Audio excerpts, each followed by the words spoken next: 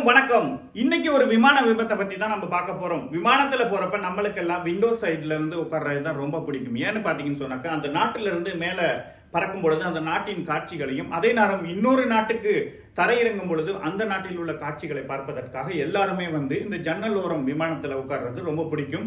So இப்படி இருக்கிற நேரத்தில் தான் நேற்று ஒரு முக்கியமான ஒரு விபத்து நடந்திருக்குங்க. கிரேக்க நாட்டின் தெசலோகினி என்ற நகரத்துல இருந்து ஜெர்மன் நாட்டுக்கு மெமிங்கன் என்ற ஒரு நகருக்கு இந்த ரயான் ஏருக்கு சொந்தமான அந்த ஏர் பிளைட் என்ன பண்ணுது, கிரேக்க நாட்டில இருந்து மேலே போய்கிட்டு இருக்க நேரத்தில் திடீர்னு ஜன்னல் உடைஞ்சி அந்த சீட்டில், அதாவது அந்த விண்டோ சைட்டில் உட்கார்ந்துருக்கிற 60 வயது மதிக்கத்தக்க செர்பிய நாட்டை சேர்ந்தவர் என்ன பண்றாரு, அவருடைய அந்த காற்றின் அழுத்தம் கிட்டத்தட்ட 6 கிலோமீட்டர் உயரத்துல இந்த விமானம் பறக்குது. விமானம் எவ்வளவு ஸ்பீடா போகும் அப்படிங்கிறது நமக்கெல்லாம் தெரியும்.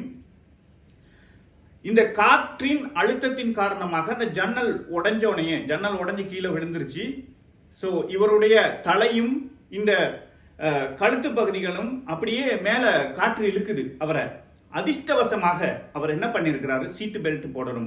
அதுதான் எப்பவுமே நம்ம பிளைட்ல போறப்ப சீட்டு பெல்ட்டை போடுங்கன்னு சொல்லிட்டு அடிக்கடி செக் பண்ணுவாங்க, அது இறங்குறப்பையும் விமானம் மேல போறப்பையும். ஸோ இவர் அந்த சீட்டு பெல்ட்டை கழட்டாம இருந்திருக்கிறாரு. அதிர்ஷ்டவசமாக அந்த சீட்டு பெல்ட் அவரை பிடிச்சி வச்சிருக்கு. உடனே பக்கத்துல உள்ளவங்க எல்லாம் அவருக்கு உதவி பண்ணி அவரை உள்ள இழுக்கிறாங்க. ஒரு மாதிரியா கட்டுப்பாட்டுக்குள் அவரை உள்ள இழுத்ததுக்கு அப்புறம் இந்த விமானம் மீண்டுமாக கிரேக்க நாட்டுக்கு போய் தரையிறங்குது. அந்த நபருக்கும் பாத்தீங்கன்னா இந்த கழுத்துல எல்லாம் ரொம்ப அடிபட்டு அவரை முதல் உதவிக்காக எடுத்துக்கிட்டு போயிட்டாங்க. ஆனா இந்த ஜன்னல் உடைஞ்சதற்கு காரணம் என்ன சொல்றாங்கன்னா, என்ஜின்ல ஏதோ ஒரு பாகம் உடைந்து அந்த ஜன்னல்ல விழுந்ததன் காரணமாக இந்த ஜன்னல் உடைஞ்சிருச்சு அப்படின்னு சொல்றாங்க. ஸோ இது எந்த வகையில இன்னும் உத்தியோகபூர்வமாக அறிவிக்கல. ஸோ இனிமே நம்மளுக்கெல்லாம் ஃப்ளைட்டில் போகிறப்ப இந்த நியூஸை பார்த்ததுக்கு அப்புறம் ஜன்னல் ஓரத்தில் உட்கார்றதுக்கு நமக்கு கொஞ்சம் பயமாக இருக்கும். ஆனால் பயப்பட தேவையில்லை. ஏன்னா 1000ல் இப்படி ஒரு நிகழ்வுகள் நடப்பது அது நடந்துட்டு தான் இருக்கும். அதே நேரம் அந்த விமானமும் பார்த்தீங்கன்னு சொன்னாக்கா சேஃப்டியை நடைமுறைப்படுத்தணும்.